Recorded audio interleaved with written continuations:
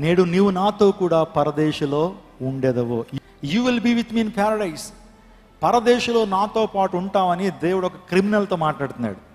దొంగ అంటే ఏదో చిల్లర దొంగతనాలు చేసుకునేటువంటి వ్యక్తి కాదండి. వీళ్ళు వాస్తవానికి ప్రభుత్వం మీద తిరుగుబాటు చేసినటువంటి వ్యక్తులు. వీళ్ళు ప్రభుత్వం మీద తిరుగుబాటు చేసినటువంటి వ్యక్తులు, అనేకమైన హత్యలు చేసినటువంటి వారు, అనేకమైన పొట్టను పెట్టుకున్నటువంటి వారు. దొంగలని సింపుల్గా తెలుగు బైబిల్లో ఉంది, కానీ వీరు ఒక రకంగా చెప్పాలి బందిపోటు దొంగలు.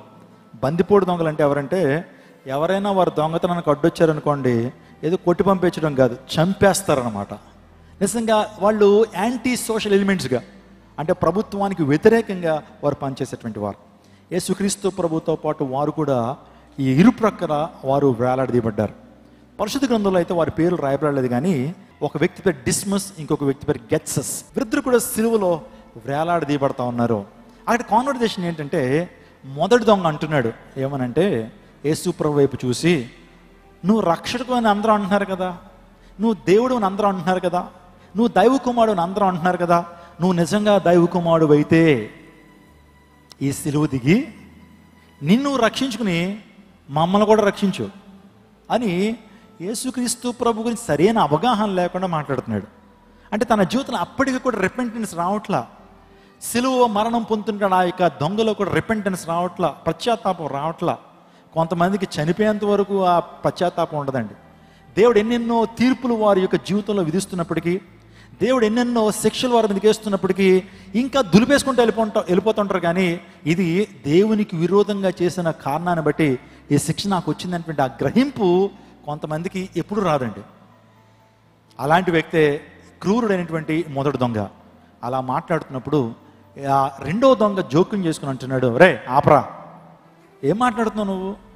యేసుక్రీస్తు ప్రభు వారు, ఆయన ఏ దోషం లేదురా, ఆయనలో ఏ నేరం చేయలేదు, ఆయన నిజంగా పవిత్రుడురా, నిర్దోషాన్యా, ఏ నేరం చేయలేదు. కాబట్టే ఆ యొక్క పిలాతు కూడా ఈయనలో ఏ నేరం లేదని చేతులు కడుక్కుంటాడు. రోమా ప్రభుత్వం వారు, రోమా ప్రజలు సూర్యుని దేవుడిగా పూజిస్తారండి.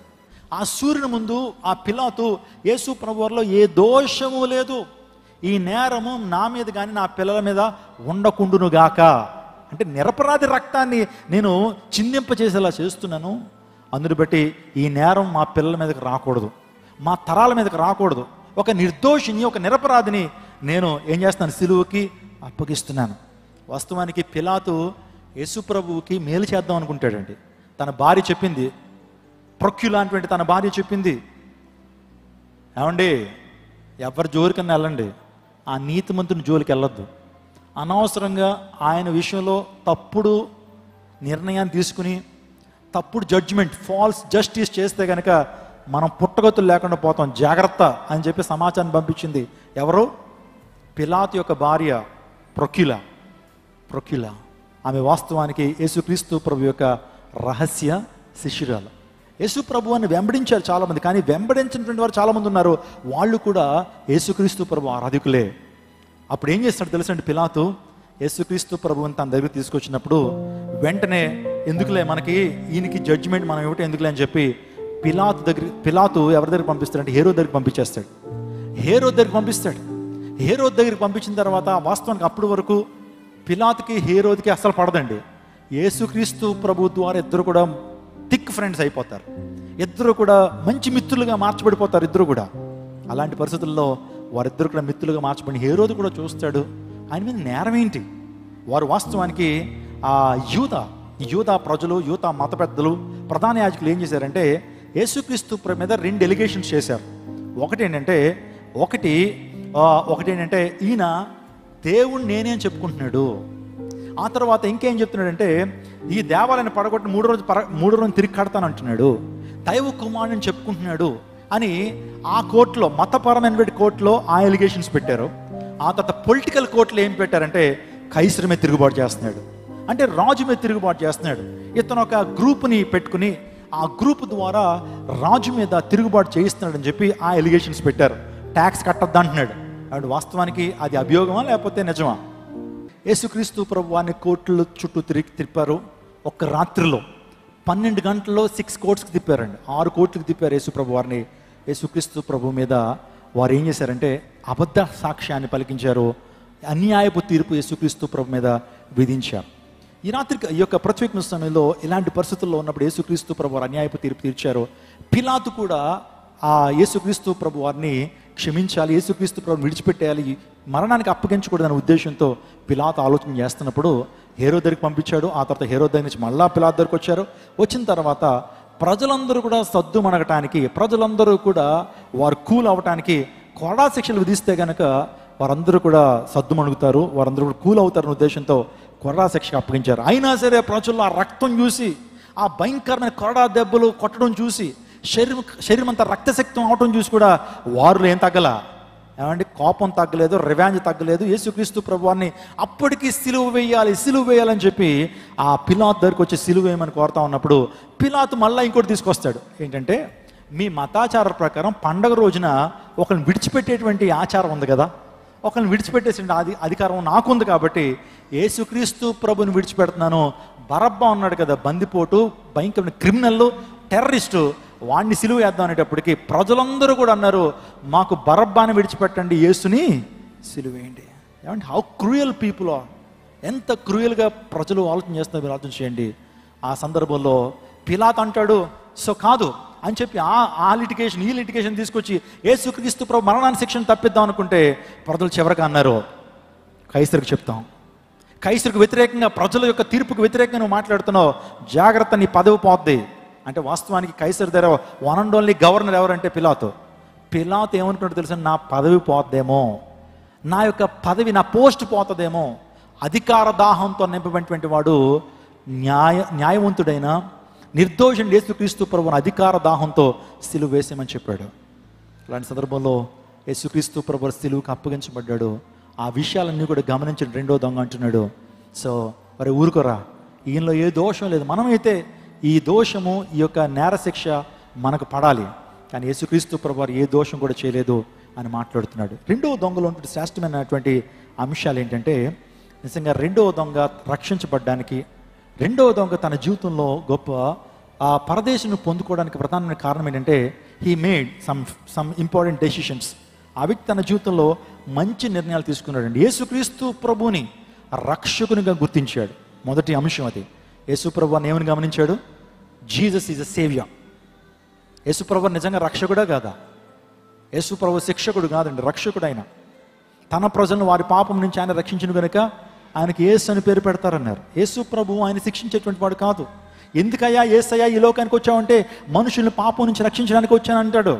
అంతేగాని దుష్ట శిక్షణ శిష్ట రక్షణ అనడు ఆయన. పరిత్రాణాయ సాధునా వినాశనాయ దుష్కృతం ధర్మ సంస్థాపనార్థయ సంభవం యుగే యుగే అంటే, భగవంతులారా మీరు ఎందుకు వచ్చారంటే పవిత్రులందరినీ ఉద్ధరించడానికి, పాపులందరినీ కూడా ఏం చేయడానికి, శిక్షించడానికి అని చెప్తారు. కానీ యేసు ప్రభు వారు పాపులను రక్షించడానికి క్రీస్తు ప్రభు ఈ లోకానికి వచ్చాడు. నశించిన దాన్ని వెతికి రక్షించడానికి క్రీస్తు ప్రభు ఈ లోకానికి వచ్చాడు. విమోచన క్రైదనాన్ని చెల్లించడానికి యేసు ప్రభు వారు ఈ లోకానికి వచ్చారు. మొదటగా రెండవ దొంగ తన జీవితంలో పరదేశిని పొందుకోవడానికి కారణం ఏంటి, యేసు ద్వారా క్షమాపణ పొందుకోవడానికి కారణం ఏంటి, తన సిలువ నుంచి డైరెక్ట్గా పరలోక రాజ్యానికి ప్రమోట్ అవ్వడానికి కారణం ఏంటి తెలుసా, యేసయ్యను రక్షకుడుగా ఆ వ్యక్తి గుర్తు. He recognized Jesus as a saviour of this world. ఈ ప్రపంచానికి రక్షకుడని యేసుక్రీస్తు ప్రభువును గుర్తించాడు. ఆ తర్వాత రెండోదిగా యేసుక్రీస్తు ప్రభు తన రాజ్యంతో వస్తాడని గమనించాడు. Will come with his Kingdom. ఆయన మరలా తన రాజ్యంతో వస్తాడు. ఎప్పుడు వస్తాడు? రెండోసారి ఆయన ఈ లోకానికి వచ్చినప్పుడు తన రాజ్యంతో వస్తాడు. మొదటిసారి ఆయన గొర్రెపిల్లగా వచ్చాడండి. గొర్రెపిల్లని ఎంత కొట్టినా కొట్టించుకుంటుంది, గొర్రెపిల్లని ఎంత బాధించినా బాధిస్తుంది. గొర్రెపిల్ల ఎక్కడ కూడా కరిచినట్లు మనం చూడం. మొదటిసారిగా యేసుక్రీస్తు ప్రభు సౌమ్యుడిగానే వచ్చాడు. లోక పాపలు మోసుకొని పోయి దేవుని గొర్రెపిల్లని యోహాను మాట్లాడుతూ వచ్చాడు. కానీ రెండోసారి ఆయన ఈ లోకానికి ఎలా రాబోతున్నాడు తెలుసండి, గొర్రెపిల్లగా రాబోట్లేదు, ఆయన కొదమసింహంగా రాబోతున్నాడు. కొదమసింహంగా రాబోతున్నాడు. ప్రతి ఒక్కరికి తీర్పు తీర్చడానికి ఆయన రాబోతున్నాడు. ఇప్పుడు కొదమసింహాన్ని ఎవరైనా సరే జూల్ని కదిపినా, తోకతో ఆటలాడినా సింహం ఊరుకుంటుందండి? యేసుక్రీస్తు ప్రభు రెండోసారి రాజులకు రాజుగా ప్రభులకు ప్రభుడుగా ఆయన రాబోతున్నాడు. Is the king of kings and lord of lords. ఆయన రాజులకు రాజుగా ప్రభులకు ప్రభుడుగా రాబోతున్నాడు.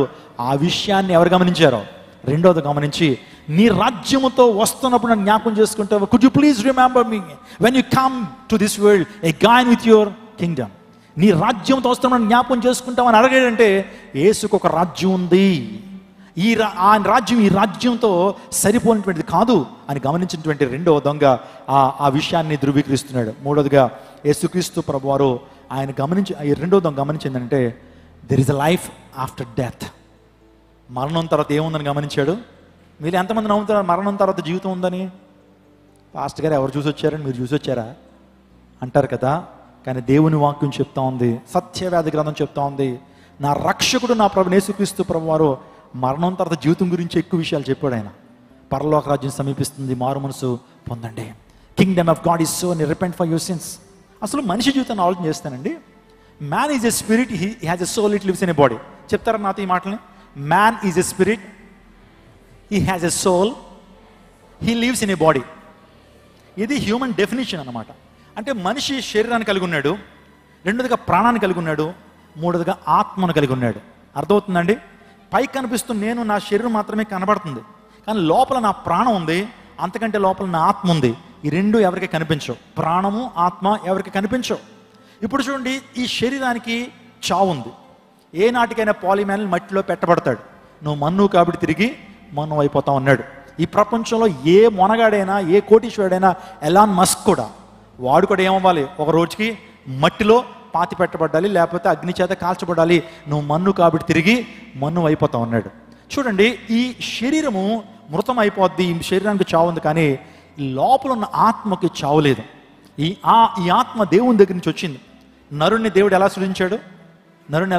దేవుడు మట్టిని తీసుకుని మట్టి బొమ్మను తయారు చేసి, మట్టి బొమ్మ యొక్క నాసికారంధంలో నోస్ట్రిల్స్లో జీవాయుని ఊదినప్పుడు నరుడు జీవాత్మ అయ్యాడు కదా. నరుడు జీవాత్మ అయ్యాడు అంటే ఆత్మ ఎక్కడి నుంచి వచ్చి? దేవుడి నుంచి వచ్చింది. కాబట్టి ఆత్మ దయచేయని దేవుని దగ్గరికి వెళ్ళాలి. సో ఇక్కడ మీరు ఆలోచన చేయండి, ఈ ఆత్మకి చావు లేదు. ఖచ్చితంగా ఈ ఆత్మ నిత్యత్వానికి వెళ్ళి తీరాల్సిందే. ఈ ప్రపంచంలో పుట్టిన ప్రతి ఒక్కరి ఆత్మ నిత్యత్వానికి వెళ్ళాలా. మరణం తర్వాత ఒక జీవితం ఉంది. చాలా సందర్భాల్లో చెప్తున్నాను.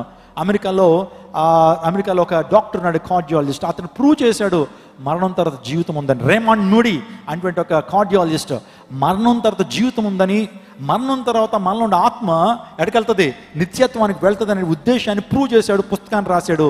చాలా టీవీ ఛానల్స్ కూడా సీరియల్స్ రూపంలో కూడా ఆ యొక్క కార్యక్రమాలని ప్రసారం చేశారు. టీవీ స్టార్ ప్లస్లోను, ఆ తర్వాత DD1లో కూడా ఆ కార్యక్రమాలు వచ్చినాయి. మీకు ఆ బుక్ దొరికితే చదవచ్చు మీరు.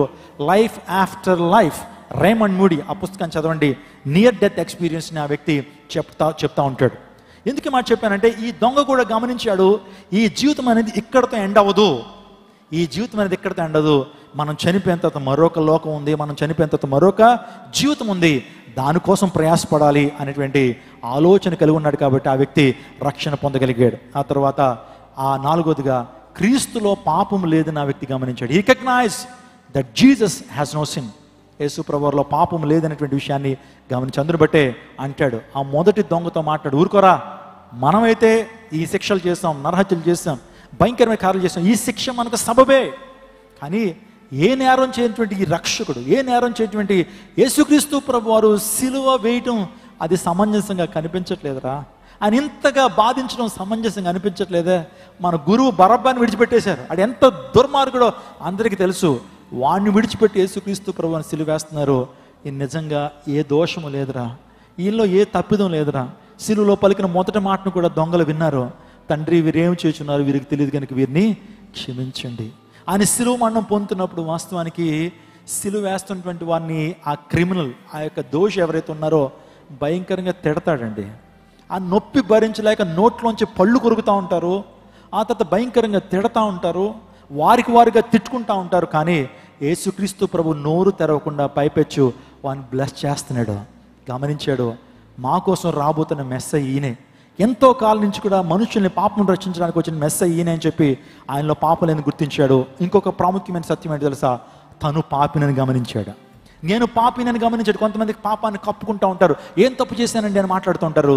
దేని వాక్యం చెప్తుంది, ఏ భేదము లేదు, అందరూ పాపము చేసి దేవుడు అనుగ్రహించి మహిమను పొందలేకపోతాను. No variation, there is no difference, all have committed sin and come short the glory of God. అందరిలో పాపం ఉంది.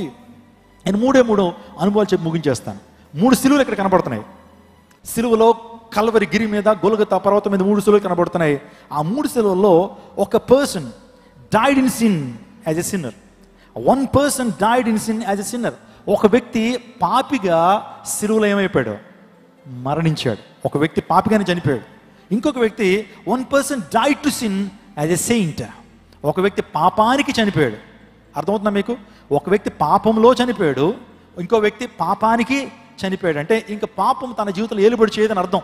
మనం కూడా పాపానికి చనిపోవాలా, పాపంలో కాదు, పాపానికి చనిపోవాలా.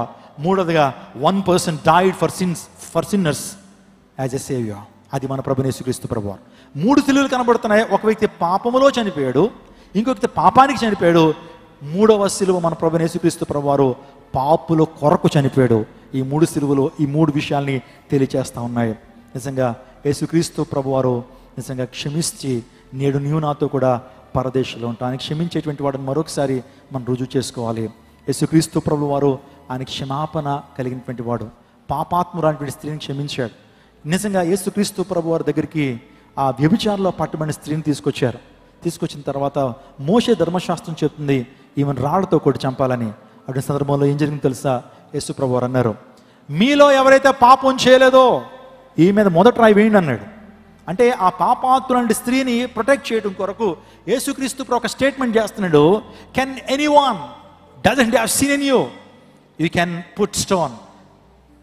మీలో ఎవరికైతే పాపం లేదో వారు ఈ మీద రాయి వేయచ్చు అని ఎప్పుడైతే చెప్పగానే ఆ టైంలో ఏ ఒక్కరు కూడా రాయి వేయలేకపోయారు. ఎందుకంటే ప్రతి ఒక్కరిలో కూడా ఏముంది? దోషం ఉంది. ప్రతి ఒక్కరిలో కూడా పాపం ఉంది. దొరికితే దొంగ, లేకపోతే దొర. అందరి పరిస్థితి ఇంతే. దొరకనంత కాలం దొరలా బ్రతికేస్తాం, దొరికితే దొంగలు అంతే. ఆ పరిస్థితులు అందరూ అంతే. అందరూ అటువంటి జీవితాన్ని కలిగి ఉన్నారు, కానీ వేరే వాళ్ళ మీద నేరారోపణ చేస్తున్నారు. అటువంటి సందర్భంలో యేసుక్రీస్తు ప్రభు వారు ఆ పాపాత్మురాలైనటువంటి స్త్రీని క్షమించాడు.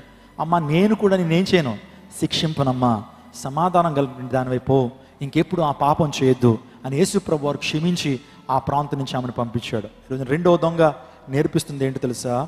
ఈరోజున తను యేసు ప్రభువుని రక్షకుడిగా ఆ వ్యక్తి గమనించాడు. తన రాజ్యంతో వస్తాడనేటువంటి విషయాన్ని గ్రహింపులోకి వచ్చాడు. ఆ తర్వాత యేసయ్యకు ఒక రాజ్యం ఉందని గమనించాడు. క్రీస్తులో పాపం లేదని గమనించాడు. తను పాపినని గమనించాడు. ఏడవదిగా తోటి దొంగతో అంటున్నాడు, దేవునికి భయపడవా? మరి ఇప్పటికే నువ్వు దేవునికి భయపడవా? ఈరోజు ఒక మాట చెప్తున్నాను, మనం దేవునికి భయపడేటువంటి వ్యక్తులుగా ఉండాలండి. భక్తి అందరూ చేస్తారండి, లోకంలో అందరికీ భక్తి ఉందండి, అన్ని మతాల వారు భక్తి చేస్తున్నారు. కానీ క్రైస్తవ్యులు మాత్రమే భయభక్తులు అనే మాట ఉంటుంది. దేవుడు అంటే మనకు భయంతో పాటు ఏముండాలా? భక్తి ఉండాలా. కేవలం భక్తి మాత్రమే కాదు, దేవుడు అంటే భయం ఉండాలా. Let people know that we are very serious about our faith. మన విశ్వాస విషయంలో మనం చాలా సీరియస్గా ఉంటామని ప్రజలకు తెలియాలి. So let people know that we are very serious about God. మన దేవుని విషయంలో చాలా మనము ఎంతో స్ట్రిక్ట్గా ఉంటామని, సీరియస్గా ఉంటామని ప్రజలు చూడగలగాలి. Let people know that we are very serious about the fear of God. దేవుని భయభక్తులు కలిగి ఉంటారు అని ప్రజలు తెలుసుకోగలగాలి. యోసేపు తన జీవితంలో భయభక్తులు కలిగి జీవించాడు కాబట్టి తన జీవితంలో ఉన్నతమైన స్థానానికి వెళ్ళాడు. కాబట్టి రెండవ దొంగ ద్వారా మనం నేర్చుకుంటున్న సత్యాలు మనం గమనించాం. ఈ రెండవ దొంగ ద్వారా మనము నేర్చుకోవాల్సిన పాఠాలు ఏంటంటే, ఒకటి, దేవునికి మనం భయపడాలి. గుర్తుపెట్టుకోండి, ఈ ప్రపంచంలో చాలామందికి మనం భయపడుతున్నాం, కానీ దేవునికి భయపడేటువంటి వ్యక్తులుగా ఉండటం లేదు. దేవునికి భయపడితే మనం దోషము చేయము. దేవునికి భయపడే వ్యక్తులుగా ఉంటే కనుక దేవుని వెంబడిస్తాం. రెండోదిగా మనం పశ్చాత్తాపడాలి. మనం పాపం చేస్తున్నప్పుడు ఎవరి మీద ఆ పాపాన్ని నెట్టివేయకూడదు, కానీ మన యొక్క దోషాన్ని తెలుసుకుని పశ్చాత్తాపడాలి. ఆ తర్వాత మనం యేసయ్యను రక్షకునిగా ప్రతిరోజు ఆరాధించాలి. యేసయ్య, నువ్వు నా రక్షకుడిగా ఉన్నందుకు నీకు స్తోత్రాలు, నా రక్షకుడు అయ్యా అని చెప్పి ప్రభువుని ఆరాధించాలి. ఆ తర్వాత ఒక రాజ్యం రాబోతా ఉంది. రెండవ రాకడ కొరకు మనం సిద్ధపడాలి. యేసుక్రీస్తు ప్రభువు ప్రధాన దూత శబ్దంతోనూ ఆర్భాటముతోనూ ఆయన రాబోతున్నాడు. ఆయన బూరధ్వనితోనూ ఆయన రాబోతున్నాడు. ఎవరైతే ఆయన విశ్వాసం ఉంచుతారో, వారి పాపాలని గొర్రెపిల్ల రక్తంలో ఉతుక్కుంటారో, వారికి నిత్య జీవాన్ని ఇవ్వడం కొరకు యేసుక్రీస్తు ప్రభువు రెండోసారి లోకానికి రాబోతున్నాడు అని ఆ విషయాన్ని తెలుసుకుని మనం జీవించినప్పుడు దేవుని ఆశీర్వాదాన్ని మనం అనుభవించగలుగుతాం. అందరికీ శుభవార్త. ప్రతి ఆదివారం 10,000 మంది ఒక చోట చేరి దేవుణ్ణి ఆరాధిస్తున్న జీవం గల దేవుని సంఘం. స్వస్థత, విడుదల, అభిషేకం పొందాలనుకుంటున్నారా? దురాత్మ శక్తుల నుంచి విడుదల కావాలా? ఆర్థిక ఇబ్బందుల నుంచి విడుదల కావాలా? సంతానలేమితో బాధపడుతున్నారా? కుటుంబ సంక్షేమం కొరకు ప్రత్యేక ప్రార్థనలు కోరుకుంటున్నారా? శాంతి లేక ఆత్మహత్య చేసుకోవాలనుకుంటున్నారా? నిజమైన ఖచ్చితమైన వాక్యం చేత బలపడాలని ఆశిస్తున్నట్టయితే రండి. క్రైస్ట్ టెంపుల్ మీ కొరకే. ప్రతి ఆదివారం 4 ఆరాధనలు జరుగుతున్నాయి. మొదటి ఆరాధన ఉదయం 6 గంటలకు, రెండవ ఆరాధన ఉదయం 8 గంటలకు, మూడవ ఆరాధన ఉదయం 10 గంటలకు, 4వ ఆరాధన సాయంత్రం 6:30 జరుగును. స్థలం Christ temple, Mary Stella indoor stadium, Pantakaluva road, NTR circle, Vijayawada. ముఖ్య ప్రసంగికులు ప్రపంచవ్యాప్తంగా వాక్యమునందించి కోట్లాది మందికి దీవెనకరముగా ఉన్న మన దైవజనులు రెవరెండ్ డాక్టర్ పాల్ ఇమాన్యుయల్ గారు మరియు నిస్సీ పాల్ గారు శక్తివంతమైన సందేశాలను అందించి ప్రతి ఒక్కరి కొరకు ప్రత్యేక ప్రార్థనలు చేయుదురు. హృదయాలను హత్తుకునే అద్భుతమైన స్తుతి ఆరాధన సాక్ష్యాలు, ప్రతి విశ్వాసిపై ప్రత్యేక శ్రద్ధ, గృహ దర్శనాలు, ఇంకా మరెన్నో. ప్రతి ఆరాధనలో వేల మంది ప్రజలు పాల్గొంటూ ఆత్మీయముగా బలపడుచున్నారు. పాటలు, ఆరాధన, వర్తమానముల ద్వారా దేవుని ఆత్మీయ కార్యములు అనేకులు పొందుకుంటున్నారు. విజయవాడ చుట్టుపక్కల ప్రాంతాల నుంచే కాక వందల కిలోమీటర్ల దూరం నుంచి ప్రజలు వచ్చి ఆత్మీయ మేలులు పొందుచున్నారు. ప్రతి ఆదివారం హోలీ కమ్యూనియన్ సర్వీస్. దూర ప్రాంతము నుండి వచ్చు వారికి ప్రేమ విందు కలదు. కుటుంబాలతో రండి. దేవుడిచ్చే గొప్ప రక్షణ, స్వస్థత, అభిషేకాన్ని పొందుకొనండి. రండి, మీ దుఃఖము నాట్యముగా మార్చబడును. మరిన్ని వివరాలకు సంప్రదించండి 88 6276 777.